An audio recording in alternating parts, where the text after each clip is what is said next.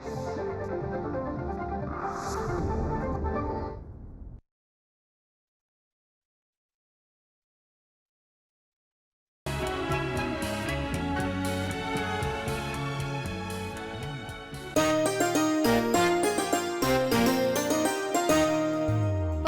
घरची ही लाडकले होईल सहज ही अमुच्यात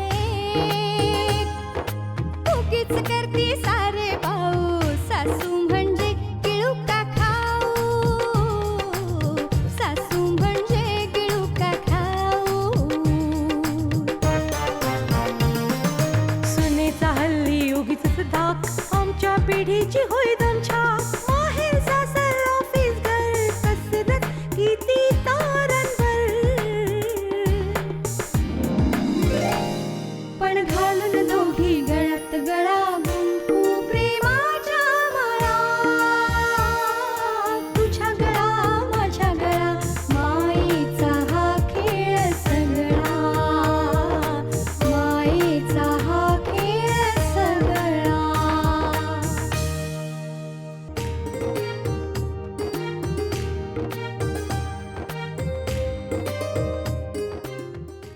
आई कशा आहात? मस्त. आकाश कसा आहेस बेटा? म्हणजे ते या.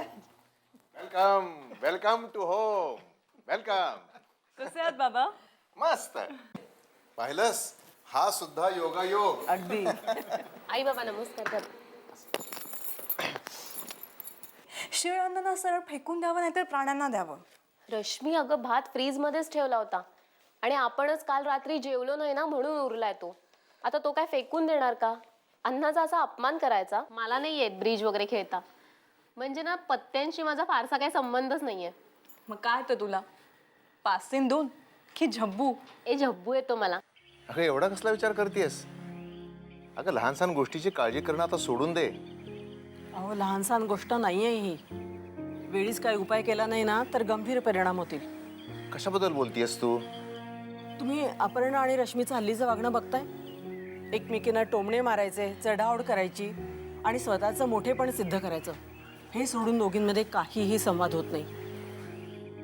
ज्याची मला भीती वाटत होती ना तेच घडतंय. माझ्याही लक्षात आलंय ते.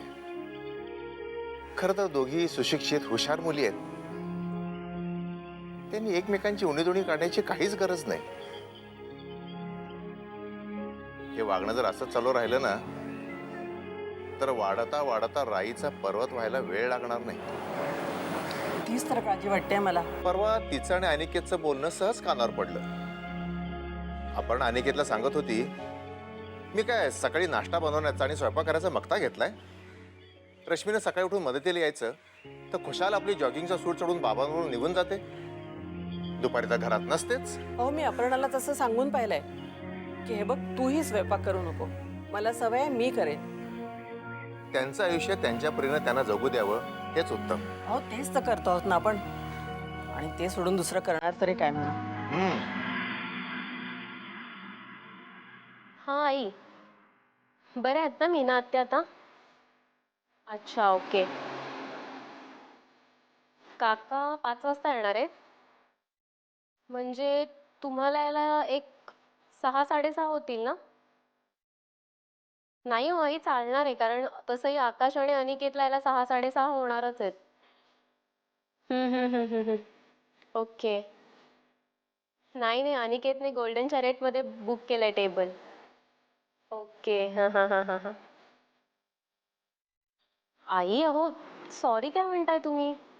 आता तुम्ही मीना आत्या जवळच असायला हवं. आणि सकाळी तुम्ही एवढं कौतुक केलं ना माझं. इतकी छान साडी दिली, स्वतःच्या हाताने केक केलात, मला ओवाळलं. आई मला ना माझ्या आईचीच आठवण आली तुम्हाला बघून. ठीक आहे चालेल. हो चालेल या तुम्ही, मी वाट बघते तुमची. ठेवू फोन? अच्छा. हाय. हाय. अगं सकाळी कामाच्या गडबडीत ना तुला विश करून लगेचच पळाले म्हणून आज खास लवकर आले. Once again many many happy returns of the day. Thank you. आणि हो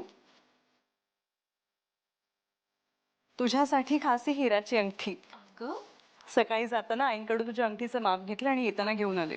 बघ तुला आवडतंय का? रश्मी, तुझी चॉईस छानच असणार, पण तरी ना मी एवढी महागडी गिफ्ट नाही ग घेऊ शकत तुझ्याकडनं. ऐक, मी काय तुझ्यासारखी कमवत नाही, त्याच्यामुळे मी तुला एवढी महागडी गिफ्ट परत देऊ नाही शकणार. आणि मी तुझ्यासारखी कॉर्पोरेट सेक्टरमध्ये थोडीच वावरते, त्याच्यामुळे ना प्लीज तू राग नको मानस. अगं वेडी आहेस का? गिफ्ट हे गिफ्ट असतं, त्यात लहान मोठं काय? आणि असं का म्हणतेस का तू ही महागडी गिफ्ट मला नाही देऊ शकणार म्हणून? माणसाने नेहमी मोठं स्वप्न बघावं. रश्मी, माझी कुवतही लहान आणि माझी स्वप्नही लहान. कसं आहे ना, माझी आपली साधी मध्यमवर्गीय विचारसरणी आहे, त्याच्यामुळे ना आम्हाला खर्च वगैरे जपून करायला शिकवलेलं असतं. अगं अपर्णा, घराबाहेर पड आणि बघ जरा, केवढी मोठी दुनिया पसरली आहे. प्रत्येक जण काही ना काही अचीव करण्यासाठी धडपडतोय. तू गाजवतेस ना घराबाहेर कर्तृत्व, मग बस झालं. पण कसं आहे ना रश्मी, स्वतःचं घर, स्वतःची खोली ह्याच्याकडे पण लक्ष द्यायला लागतं. तुझी सगळी खोली रोज मला आवरून ठेवायला लागते. शिवाय हा हॉलमधला पसारा, हे टॉवेल्स, कागद, सँडल्स, तेही सगळं मीच आवरते. त्याच्याकडे कोण बघणार? एक हॅलो, हां आशिष, थँक्यू. अरे आई बाबा नाहीये तिथे, पण फोन येऊन गेला त्यांचा सकाळी. आणि काय रे, बहिणीला विश करायला तुला संध्याकाळ उजाडली? बरं ऐक, तुझ्या IIMच्या ॲडमिशनचं काय झालं? तुझ्या गळा माझ्या गळ्यात, तुझ्या गळा माझ्या गळ्यात. बरं ऐक, तुझ्या IIMच्या ॲडमिशनचं काय झालं? काय एवढी फी देणं कठीण आहे? आय नो आशिष, बाबा कर्ज काढण्याच्या विरुद्ध आहेत, पण तू निराश नको होस ना.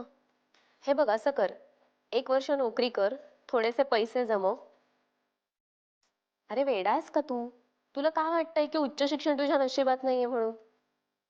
आशिष, अरे हे बघ सगळं नीट होईल, ऐक माझं. हॅलो, हॅलो आशिष, रश्मी बोलते. ओळखलंस? बरं ऐक, मी काय म्हणते ते नीट ऐक. तुझ्या हातात जी IIMची संधी आली आहे ना, ती सोडू नकोस. आणि वर्ष तर अजिबात वाया घालवू नको. तुला जितके पैसे हवेत ना, तितके मी देईन. अरे त्यात काय झालं? आणि हल्ली तर पैसे पटकन ट्रान्सफर होतात, सो डोंट वरी.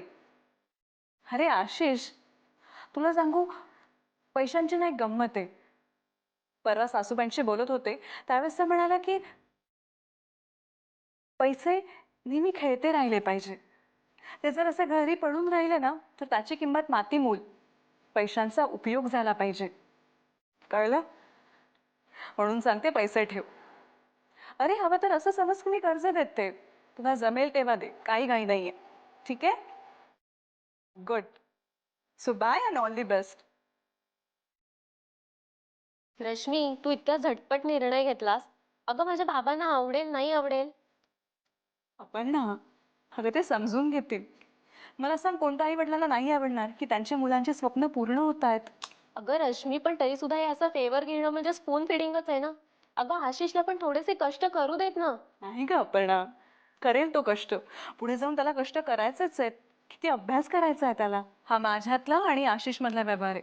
आता उगीच तू फाटे पडू नको. अपर्णा, तयार आहेस का तू? हो एकदम. हे साडी कशी आहे? फर्स्ट क्लास, छान दिसतेस.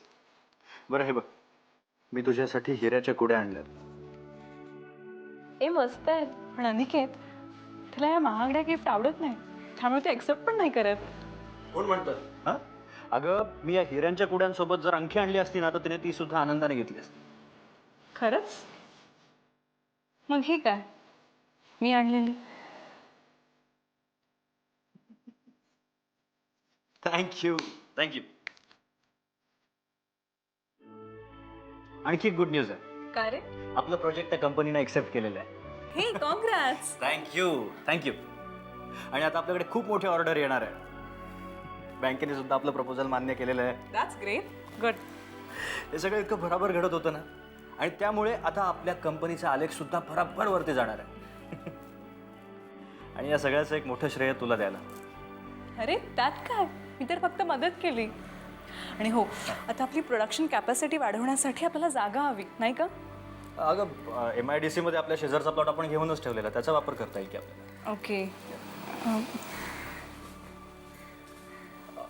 बरं, त्या दिवशी तू मीटिंगमध्ये जे स्नॅक्स अरेंज केलं होतं ना, ते त्या कंपनीच्या डायरेक्टर्सला प्रचंड आवडलं. एक मिनिट. हॅलो, हो एक मिनिट. अनिकेत, काय? अपर्णाचा फोन आहे, बोलव तिला.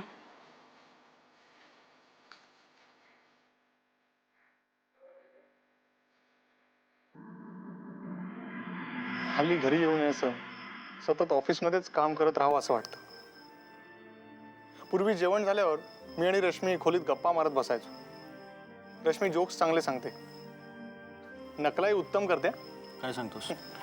सतत हसवायची. केव्हा केव्हा तर आम्ही लॉंग ड्राईव्हला जायचो.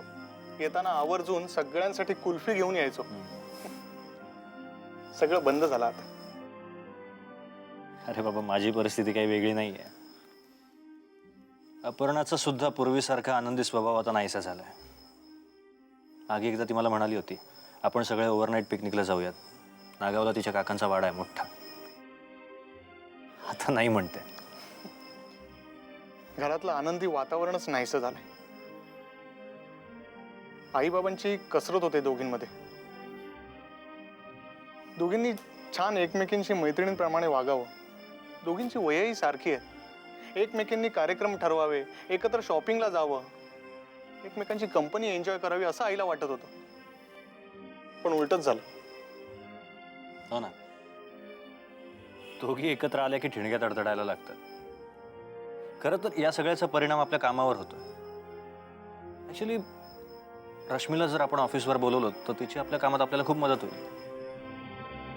पण तिला ऑफिसला बोलवलं की अपर्णाच्या कपाळावर आठ्या. अपर्णाला इंटिरियर डिझायनिंगमध्ये चांगली जाण आहे. शिवाय ती लेबरही चांगलं हँडल करू शकते. तिला सुद्धा आपण आपल्या ऑफिसच्या कामात जॉईन करून घेऊ. ऑफिसचं काम सांभाळून घरही सांभाळतील. एकमेकांशी स्पर्धा करण्यापेक्षा एकमेकांना सांभाळून घेऊन मैत्री केली तरच आपल्याला आपलं जुनं हसतं खेळतं घर परत मिळेल. खरं आहे तुझं. त्या दोघींमध्ये सारखा ताण असतो आणि या सगळ्याचा परिणाम आपल्या संबंध घरावर होतोय. आई बाबा सुद्धा आता पूर्वीसारखे आनंदी नसतात बघ तू. हल्ली तर रश्मी आडून आडून काही मला सूचना करू लागली. हादरून गेलोय मी. का रे, असं काय सुचवलं तिने? काय नाही रे, रश्मीच्या आई वडिलांची जागा मोठी आहे. त्यांची एकुलती एक मुलगी. तिच्या बाबांचा धंदा बघायलाही पुढे कोणी नाही. आणि जावई म्हणजे काय, मुलगाच. आपण तिकडे जाऊन राहू. एकत्र राहून भांडण्यापेक्षा दूर राहण्यातच गोडी असते वगैरे वगैरे. अर्थात मी काय फारसं लक्ष दिलं नाही, हसून उडवून लावलं. पण असा विचार तिच्या डोक्यात येणं ही धोक्याची घंटा आहे. अपर्णा पण मला म्हणाली होती, आपण एखादा फ्लॅट भाड्याने घेऊया. मोठ्या घरात राहायची हौस नाहीये. छोट्या घरात राहून कमी पैशात सुखाने संसार करेल.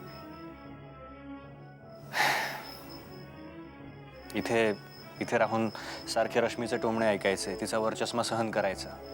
हे सगळं किती दिवस चालणार आहे? या दोघींना कसं समजवावं ना हेच कळत नाही. या सगळ्याचा परिणाम आपल्या कामावर आणि घरावर होतोय. हा एक मोठा प्रश्नच निर्माण झालाय. कधी कधी माझं डोकं सुन्न होऊन जातं. या सगळ्याचा सोक्षमोक्ष आजच लावला पाहिजे, नाही तर वातावरण आणखीन बिघडत जाईल. तुझ्या गळा माझ्या गळा, तुझ्या गळा माझ्या गळा. आज आपल्या या डायनिंग हॉलचा फार कॉन्फरन्स हॉल करून टाकलायस. दोघं मुलं आणि सुनांना पण बोलवलंय, येतीलच इतक्यात. काय विशेष काय? काही नाही हो, या रोजच्या सुनांच्या कटकटीमुळे मुलांच्या कामावर फार परिणाम होतो. फार ओढाताण होते त्यांची. त्यामुळे मनाशी एक प्लॅन केलाय. एकदाच धक्का द्यायचा, बघू सुनांवर त्याचा काय परिणाम होत होते. काय प्लॅन काय आहे नेमका तुझा? कळेल तुम्हाला. तुम्ही फक्त मी जे सांगेल त्याला पाठिंबा द्यायचा बस.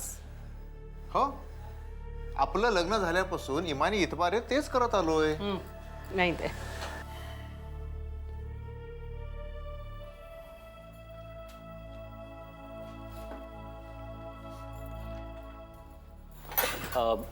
काय आज तातडीनं मंत्रिमंडळाची बैठक कशासाठी? मी आणि तुमच्या बाबांनी एक निर्णय घेतलाय, त्याच्याविषयी तुमच्याशी सविस्तर बोलायचं होतं. अगं पण रोज रात्री जेवताना आपण एकत्र असतोच की. जेवताना डोक्याला त्रास होणारे विषय नको म्हणून तो विषय टाळला. आता ऐका, मी आणि यांनी तुम्हाला दोघांना एक एक फ्लॅट द्यायचं ठरवलं आहे. म्हणजे सध्या 1 बेडरूम हॉल किचन एवढाच फ्लॅट आहे, पण तुम्हाला तो पुरेल असं वाटतंय. घरापासून जरा लांब आहे सबबमध्ये, पण तुम्ही दोघं तरुण आहात, त्यामुळे जाण्या येण्याचा एवढा त्रास वाटणार नाही. शिवाय आपल्या कंपनीची पण विभागणी करायचं ठरवलं आहे. सॉफ्टवेअर डिव्हिजन अनिकेत बघेल आणि इंजिनिअरिंग प्रॉडक्ट्स डिव्हिजन आकाश बघेल. बाकीच्या कामावर यांचं लक्ष असणारच आहे.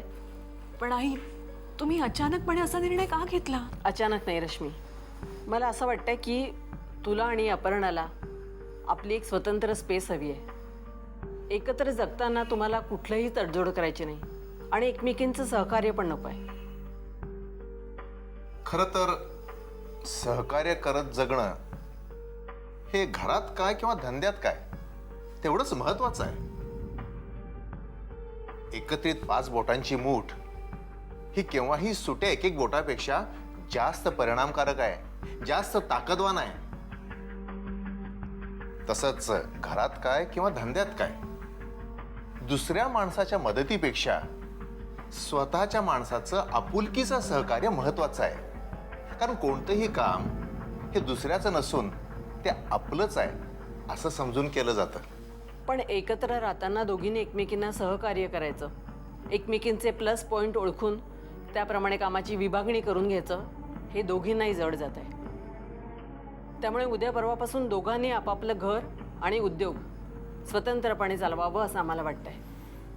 म्हणजे जवळजवळ तशी व्यवस्था केलेलीच आहे आम्ही. घरातलं काम एकदम अंगावर पडलं तर त्रास होईल. कोणतंच काम नीट होऊ शकणार नाही. मग तिकडनंही माझी चिडचिड होणारच. आता कसं मी अगदी निश्चिंतपणे काम करू शकते. आणि अपर्णा तशी वाईट नाही आहे.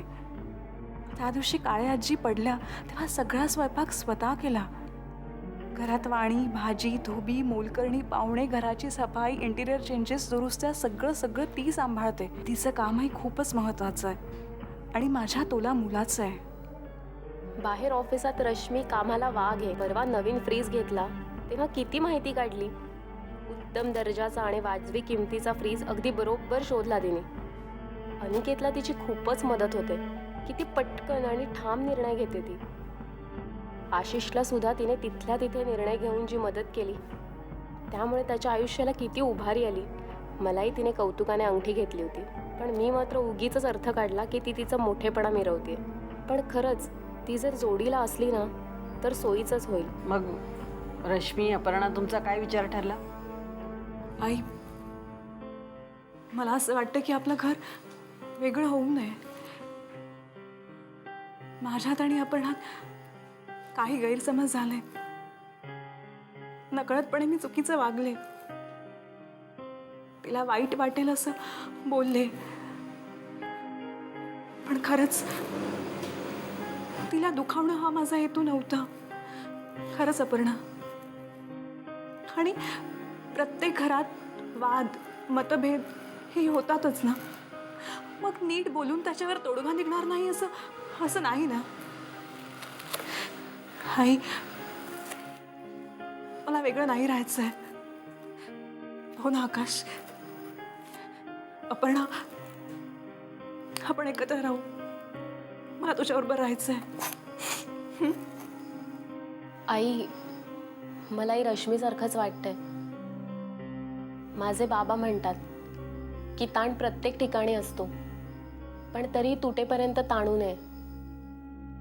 आमच्या दोघींच्याही वृत्ती वेगवेगळ्या आहेत. आई, आपले बाबा म्हणाले तसं आमच्या दोघींचे प्लस पॉईंट जोडत गेलो ना तर आपलं घर जोडलं जाईल. पण आमचे मायनस पॉईंट शोधत राहिलो तर ताकद कमी होईल. आमची भांडणं, आमचे वादविवाद होतीलही कदाचित, पण तरीही आम्ही एकमेकींना समजून घेण्याचा, एकत्र राहण्याचा प्रयत्न करू. बाबा, आम्हाला आपल्या घरात पुरेशी काय भरपूर स्पेस मिळतेय. काय बाबा, उगाच चेष्टा करताय का आमची? रश्मी, अपर्णा, तुम्ही दोघीजणी माझे 2 हात आहात. अगं तुम्ही माझ्या सुनानी मुली आहात. ज्याचे जे गुण त्याच्याप्रमाणे काम, हे साधं तत्व आहे नाही का? तुमच्या त्या MBA BCom कोर्समध्ये नक्की शिकवलं असेल. अगं कुठलंही काम बिनमहत्त्वाचं नाही. प्रत्येकानं आपलं काम चोख केलं की संसाराचा गडा आनंदानं चालतो. अगं बेटा, घर म्हणजे स्पर्धेचं ठिकाण नाही आहे. हे घर म्हणजे एकमेकांच्या प्रेमाच्या नात्यानं विणलेलं आनंदाचं विसाव्याचं ठिकाण आहे. अपर्णा, रश्मी, उद्या तुम्हाला मुलं होतील तेव्हा ती भावंडांमध्ये वाटतील. त्यांना कधीच एकटं वाटणार नाही. हो आई. आई, आम्ही थोडा चाइल्डिशच वागलो. खरंच माझं चुकलं. आई, थोडं समजून घेणं, थोडी तडजोड करणं अजिबात कठीण नाहीये. आम्हाला आमची चूक कळली आहे. आम्हाला पण एकत्र राहायचंय. झालं गेलं, गंगेला मिळालं. आता याच्या पुढे इथून चला तर मग झकासपैकी ब्रिजचा डाव टाकूया. मी तुमच्या सगळ्यांसाठी कॉफी आणि काहीतरी खायला करते. नाही अपर्णा, अजिबात नाही. तू ना माझ्याजवळ बस, मी तुला ब्रीज शिकवेन. काही अवघड नाहीये. चालेल, असं करूया. आई बाबा अनिकेत आकाश जेव्हा डाव टाकतील ना, तेव्हा आपण मध्येच जाऊन कॉफी आणि खायचं करूया. बरं. अगे मुलीनो, अगं एवढी गोडी नको, थोडं भांडणही हवं. नाहीये बाबा, नो वे.